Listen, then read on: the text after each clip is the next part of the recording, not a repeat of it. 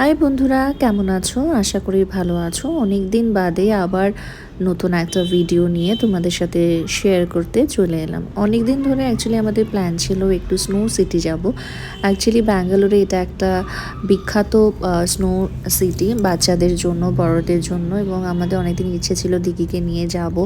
আর যেহেতু এখন just winter শুরু হচ্ছে, তো সেদিনকে বেশ রৌদ্রই ছিল, তো আমরা বেরিয়ে পড়েছিলাম। আসলে এই যে স্নো সিটি যার কথা বললাম, এটা কিন্তু তিনটে সেগমেন্টে রয়েছে। এখানে এখানে স্নো সিটিও পাবে, ফান ওয়ার্ল্ডও পাবে এবং অ্যাকোরিয়াম প্যারাডাইসও পাবে। এটা তিনটে সেকশনে ওরা করেছে। তো আমাদের মেনলি স্নো সিটিটা দেখার ইচ্ছে ছিল।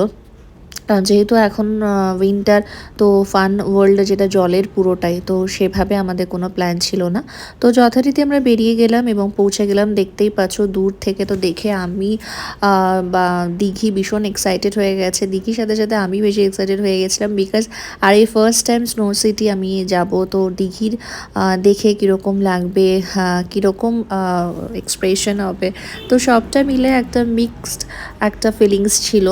তো দেখা যাক এবারে আমরা কি করছি না করছি, তোমাদের সাথে সবটাই শেয়ার করছি। এটা হচ্ছে মেন এন্ট্রান্সটা, যেটা বলেছিলাম ফান ওয়ার্ল্ডটা কিন্তু এটা হবে। তো এরপরে কিন্তু অ্যাকোরিয়াম প্যারাডাইস, যেখানে অ্যাকোরিয়াম বিভিন্ন মাছের রয়েছে, এবং থার্ডে একদম রয়েছে স্নো সিটি। এখানে প্রথমে আমাদের একটা গেট পাস করে নিতে হয়েছে গাড়ির জন্য, যেহেতু আমরা গাড়ি পার্কিং করব। তো সেই মতো গাড়িতে পার্কিং করে আমরা মেন গেট, যেটা একদম লাস্টে, এটাই হচ্ছে তাদের এন্ট্রেন্সটা, এই যে স্নো সিটি। স্নো সিটিতে প্রথমে গিয়েই কিন্তু লেফট হ্যান্ড সাইডে কিন্তু টিকিট করে নিতে হবে। ওনাদের কিন্তু এক একটা স্লট রয়েছে। মেনলি এটা 10:30 থেকে 8টা অবধি খোলা থাকে। তো সেইভাবে কিন্তু স্লট রয়েছে। ওরা এক একটা স্লটে কিন্তু 45 মিনিটস করে কিন্তু ভেতরে থাকার জন্য সময় রয়েছে। তো সেই রকম করে কিন্তু তোমাদেরকে স্লটটা নিয়ে নিতে হবে।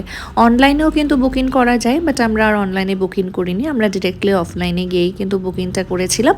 আর সাথে আমার কাজিনও ছিল, তো আমরা 4 জনে মিলে চলে গেলাম। দেখতেই পাচ্ছ দিঘির এক্সাইটমেন্ট শুরু হয়ে গেছে। এই যে এখানেই রয়েছে টিকিট কাউন্টার, তোমাদের এখানে কিন্তু ভিডিও দেখাবে। এখানে কিন্তু 650 করে কিন্তু তোমাদের পার মেম্বার করে লাগছে। উইকডেসে কিন্তু এটা 650 করে, উইকেন্ডে কিন্তু 750 করে। আর এই 650-র মধ্যে কিন্তু ওয়ার্ম জ্যাকেট, গ্লাভস এবং বুটস কিন্তু দেবে। যাওয়ার সাথে সাথে ওরা একটা ফটো স্ন্যাপ নিয়ে নিল আমাদেরকে। এর পরে কিন্তু একটু আমাদের হাতে সময় ছিল, বিকজ আমাদের স্লটটা ছিল 4:30 থেকে। তো আমরা একটুখানি স্নো সিটিরই ওখানে আইসক্রিম নিয়ে নিলাম। দেখতেই পাচ্ছ এটা হচ্ছে মেনলি ওদের এখানটা ওয়েটিং। তো অলরেডি ওই স্লটে সবাই ওয়েটিংয়ে ছিল। তো এরপরে 5 থেকে 10 মিনিট বসার পর আমাদেরকে কিন্তু ডেকে নিলেন ওনারা। ওখানে যাওয়ার পরে এখান থেকেই কিন্তু ঢুকতে হবে, যেহেতু আমরা একটু আইসক্রিম খেয়েছিলাম, ওটাকে শেষ করে নেওয়ার জন্য এখানেই কিন্তু মেনলি ফটো সেশনটা হয়েছে। এরপরে কিন্তু সেকশন ওয়াইজ রয়েছে, যেটা আমার সবচেয়ে ভালো লাগলো। এটা কিন্তু একদম পুরোপুরি নিট অ্যান্ড ক্লিন। প্রথমেই কিন্তু তারা পায়ের সাইজের জুতোটা, বুটসটা দিয়ে দেবে, তারপরে কিন্তু জ্যাকেটস প্রোভাইড করবে। আর সব থেকে ইম্পর্টেন্ট জিনিস যেটা ছিল, এগুলো প্রত্যেকটা জিনিস কিন্তু ওয়ার্ম ছিল। যেহেতু ভেতরে একটা মাইনাস টেম্পারেচারে পড়বে, তো সেরকম ওয়ার্ম ছিল। দেখো সবাই কিন্তু আমরা রীতিমতো জ্যাকেট, বুটস এবং গ্লাভস পরে রেডি। এবারে কিন্তু আমরা এন্ট্রেন্স নিচ্ছি। পুরোপুরি -2 ডিগ্রি থেকে 3 ডিগ্রি রয়েছে। এই হচ্ছে স্নো সিটি এন্ট্রেন্স। আমি তো পুরোই শকড, এতটাই সুন্দর মনে হচ্ছে যেন কোথায় চলে আসলাম, পাহাড়ে। পুরোপুরি বরফের সমস্ত দিকে বরফের ছড়াছড়ি এবং ঠান্ডা, অত্যাধিক ঠান্ডা। মাঝখানে কিন্তু একটা কথা বলে রেখি, এইখানের ভেতরে যে সমস্ত অ্যাক্টিভিটিসগুলো দেখছো, সেগুলো কিন্তু প্রত্যেকটাই টিকিটের মধ্যেই রয়েছে। তোমরা যা যা স্লাইডিংস রয়েছে, এছাড়া রয়েছে বলস রয়েছে, এছাড়া এখানে একটা স্লাইডিং রয়েছে, তো করতেই পারো। দেখতেই পাচ্ছ যে এখানে মোটামুটি স্লাইডিং, তো রাজা প্রথমে স্লাইডিং করে আসলো, তারপরে আমি গিয়েছিলাম। এটা হচ্ছে ফুল একদম এদের ডেকোরেশনটা। আর দিঘির এতই ভালো লাগছে, এখানে এত সুন্দর, সাথে সাথে আমরাও ভীষণভাবে এনজয় করছি। আর মাঝখানে 15 মিনিটসের জন্য কিন্তু এটার একটা ইম্পর্ট্যান্ট আকর্ষণীয় জিনিস রয়েছে, সেটা হচ্ছে স্নোফল। এই যে টোটাল 45 মিনিটসের মধ্যে যে আমাদের যে ভেতরে যে অ্যাক্টিভিটিস রয়েছে, তার মধ্যে 15 মিনিটস কিন্তু একটা স্নোফল অ্যাক্টিভিটিস রয়েছে, যেখানে মিউজিক শুরু হবে, ডিজে শুরু শুরু হবে এবং তার সাথে ডান্স শুরু হবে। আর সবচেয়ে একটা আকর্ষণীয় জিনিস আরও একটা দেখতে পেলাম, এখানে ভেতরে কিন্তু ক্যাফেও তারা ব্যবস্থা করেছে, যাদের ঠান্ডা লাগছে তারা চা কফি কিছু স্ন্যাক্স কিন্তু করতে পারে।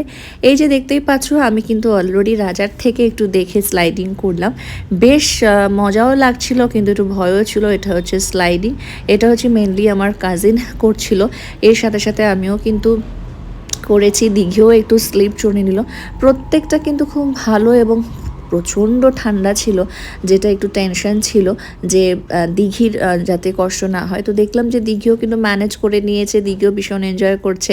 এই যে দেখতেই পাচ্ছ স্লাইডিং শুরু হয়েছে, কিভাবে রাজা স্লাইডিং করছে, এটা দেখতে কিন্তু বেশ ভালো লাগলো। এরপরে যেটা বললাম স্নোফল অলরেডি স্টার্ট হয়ে গেছে, স্নোফল দেখতেই পাচ্ছ। এর সাথে মিউজিক আমি এছাড়া কিছু কিছু আমি কিন্তু শর্টস ভিডিওতে তোমাদের সাথে শেয়ার করেছি। তোমরা যদি এখনও না দেখে থাকো শর্টস ভিডিও, প্লিজ আমার চ্যানেলে গিয়ে চেক আউট করে নিও। দেখো মোটামুটি পুরোটাই কিন্তু সেই বরফের সমস্ত কিছু মুখে লাগছিল, আর প্রচণ্ড ঠান্ডা লাগছিল। গ্লাভসগুলো খুলে না মানে একদমই থাকা যাচ্ছিল না গ্লাভস না পরে, এতটাই ঠান্ডা। আর তার সাথে কিন্তু ডান্স শুরু হয়েছে, দেখতেই পাচ্ছ। এবারে কিন্তু ডিজে বা একদমই ভালো করে আমি স্ন্যাপটা তোমাদের সাথে শেয়ার করছি। এটা হচ্ছে মুন লাইটিংটা, এর সাথে ডিজে। তো 45 মিনিটসের মধ্যে কিন্তু মানে আমরা লাস্টে তার আগের স্লটটাই আমরা ছিলাম। তো আমার মনে হলো যে আমরা অনেকক্ষণভাবে ছিলাম। এই যে একটা কেভের ভেতরে রাজা খুবভাবে এনজয় করছে, আমার তো বেশি ভালো লাগলো দেখে। আসলে যারা যারা ব্যাঙ্গালোরে রয়েছে প্রত্যেকেরই দরকার তার বাচ্চাদেরকে নিয়ে বা ফ্যামিলি ফ্রেন্ডস নিয়ে সবাই একবার স্নো সিটিটা ঘুরে যেও। এটা এতটাই ভালো লাগছে যে দেখো রাজা কীভাবে এনজয় করছে, এতটাই নাচছে আর এতটাই স্লিপারি ছিল, বুটস পরেও এত ঠান্ডা লাগছিল। -2 থেকে 3 ডিগ্রি টেম্পারেচার, এভাবে আনন্দ করা দেখে বেশ ভালোই লাগছিল। আর ওখানে ভেতরে কিন্তু প্রফেশনাল ফটোগ্রাফারও রয়েছে, যেটা কিন্তু তোমরা বাইরে থেকে ফটোগুলো পারচেস করে নিতে পারবে। তো আমরাও বেশ কিছু স্মৃতি রাখার জন্য আমরাও কিন্তু এভাবে ফটো সেশন করে নিয়ে গেছিলাম। আমরা কিন্তু পুরোটাই সফট কপি নিয়ে নিয়েছি, কারণ ওদের একটা অ্যামাউন্ট থাকে, পুরো সফট কপি নিলে একটা অ্যামাউন্ট থাকে এবং পার পিস যদি থাকে তাহলে যদি নিতে চাও একটা অ্যামাউন্ট থাকে। তো সেখান থেকে দিঘির একটা ফটো আমরা প্রিন্ট করে নিলাম, পুরোটাই সফট কপি নিয়ে নিয়েছি। এবারে হয়ে গেল আমাদের বাড়ির উদ্দেশ্যে রওনা দিলাম। বাইরে বেরেই তো বেশ গরম লাগছিল, আর যেহেতু একটু ঠান্ডা থেকে তো একটু গরম হয়ে নিলাম গাড়িতে। তো এরবারে আমরা ডিনারটা বাড়িতে গিয়েই করব। দেখা হবে পরবর্তী ব্লগে।